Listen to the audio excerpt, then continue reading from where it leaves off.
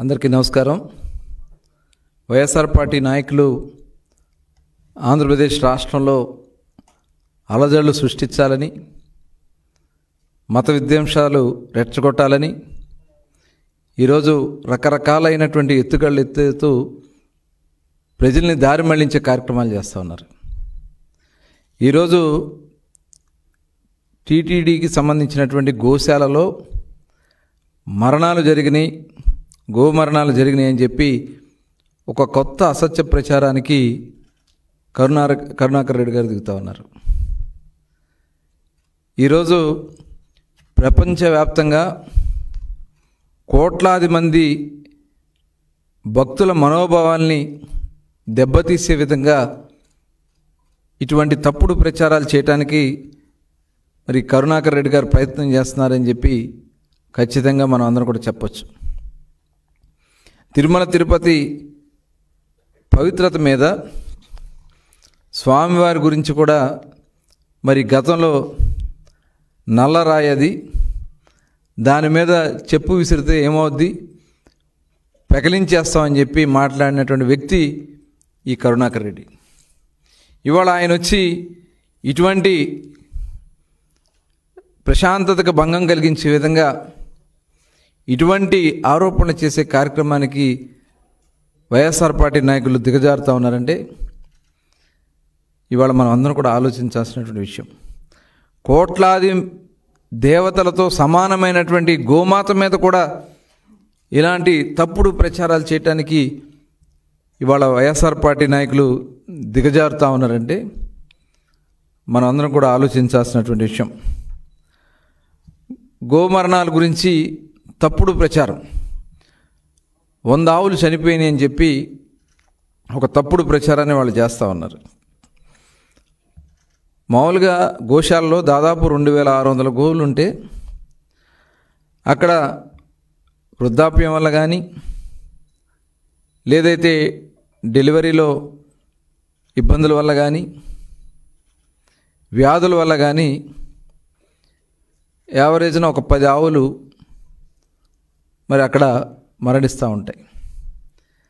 దాన్ని కూడా ఇవాళ ఒక తప్పుడు ప్రచారాలు చేయడానికి ప్రయత్నం చేస్తూ ఉన్నారంటే మనం అందరం కూడా ఆలోచించాల్సినటువంటి విషయం.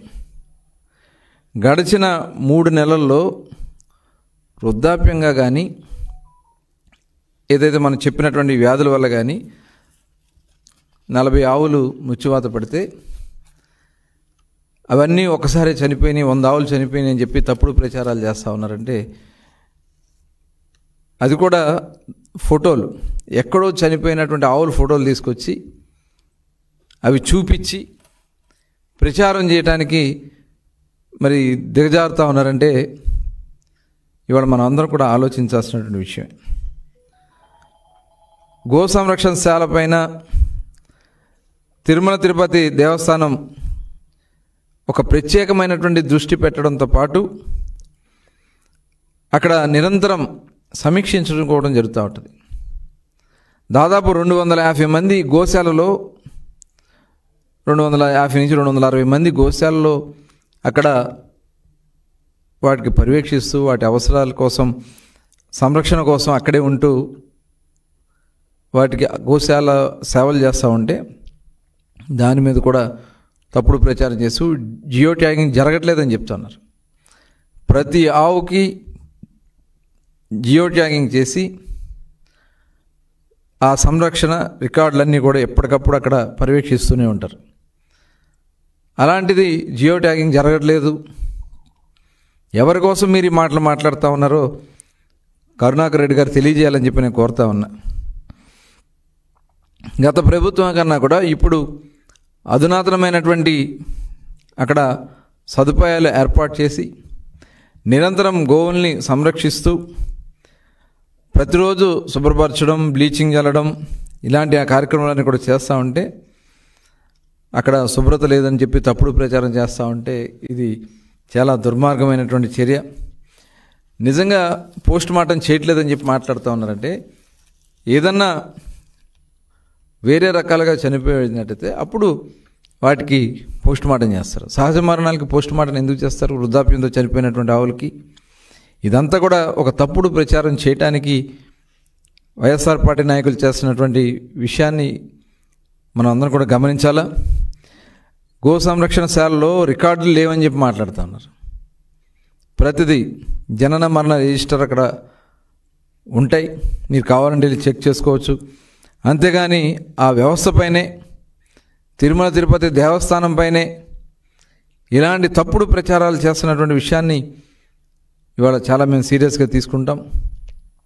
అదే కాదు, లేగదూడలు ఉంటే అక్కడ పసిబిడ్డలాగా మరి అక్కడ వాటిని సాకుతూ చాలా జాగ్రత్తగా సంరక్షిస్తూ ముందుకెళ్తూ ఉంటారు. ఈయన కరుణాకర్ రెడ్డి గారు గతంలో కూడా చెప్పాడు, నేను నాస్తికుడిని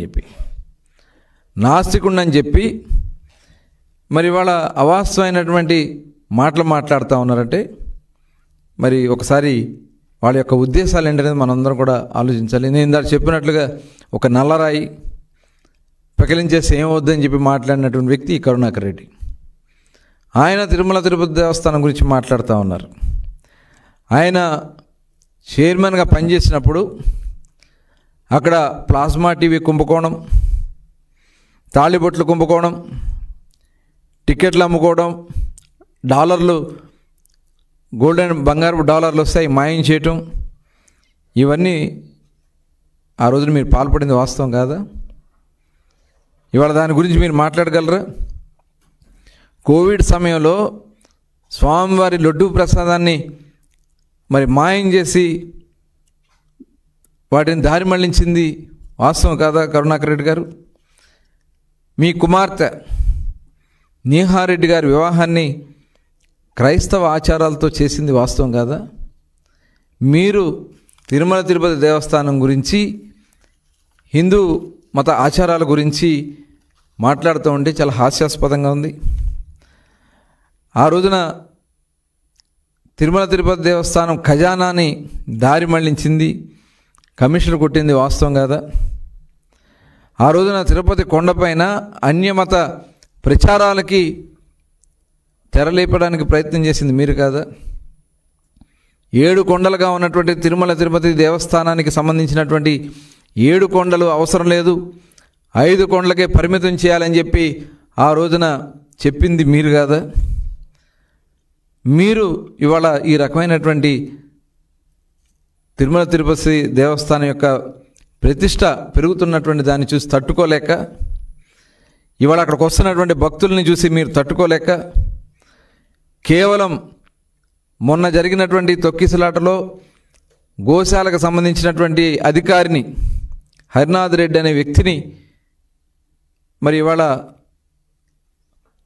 సస్పెండ్ చేసి అతని కోసం మీరు ఈ తప్పుడు ప్రచారాలు చేస్తూ ఉన్నారు. నిజంగా మేము చెప్తా ఉన్నాం, గతంలో జగన్మోహన్ రెడ్డి గారు 5 సంవత్సరాల పాలనలో తిరుమల తిరుపతి దేవస్థానం ప్రతిష్టని పూర్తిగా దిగజార్చింది వాస్తవం కదా, ప్రయత్నం చేసింది వాస్తవం కదా.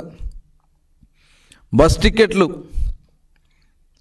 టికెట్ల పైన తిరుమల తిరుపతి దేవస్థానానికి వెళ్ళాల్సినటువంటి తిరుమల బస్సుల పైన మీరు అన్యమత ప్రచారానికి సంబంధించినటువంటి ముద్రణ చేసింది వాస్తవం కాదా? అదేవిధంగా మరి ఆ రోజున మీరు పింక్ డైమండ్ అని చెప్పి అది చంద్రబాబు నాయుడు గారి ఇంట్లో ఉందని చెప్పి తప్పుడు ప్రచారం చేశారు.